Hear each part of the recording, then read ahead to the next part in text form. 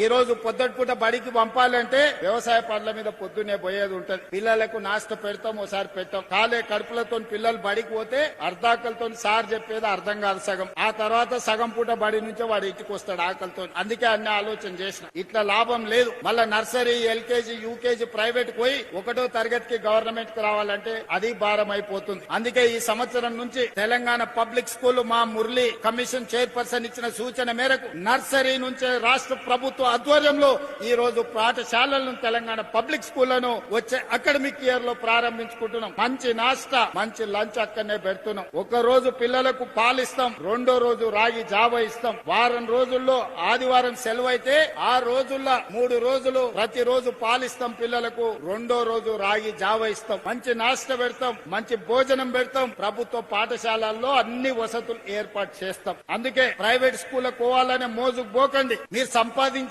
ఫీజుల రూపంలో నష్టం కాకండి. ప్రభుత్వ పాఠశాలలు ప్రైవేట్ కంటే మంచిగా చేపిస్తాం. ఇవాళ ప్రైవేట్ స్కూళ్లలో చదువుకున్న వాళ్ళ కంటే గవర్నమెంట్ స్కూళ్లలో టీచర్లు అత్యధికంగా చదువుకున్న వాళ్ళు ఉన్నారు. ఇవాళ మన పిల్లల్ని బడికి తోలితే బ్రహ్మాండమైన చదువు చెప్పడానికి టీచర్లు సిద్ధంగా ఉన్నారు. 1,00,000కు పైగా టీచర్లు ఉన్నారు. 18,000 పైన స్కూళ్లు ఉన్నాయి. వీటన్నిటిని ప్రక్షాళన చేసే బాధ్యత నేను తీసుకుంటా.